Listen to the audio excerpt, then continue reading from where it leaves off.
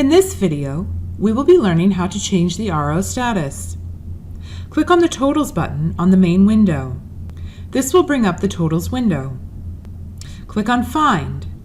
Type the RO number in. Click OK. Click on Edit. Then, at the top of the window where it says Open, click the drop-down arrow next to it and choose the status you want. We will be using Completed, Waiting for Pickup.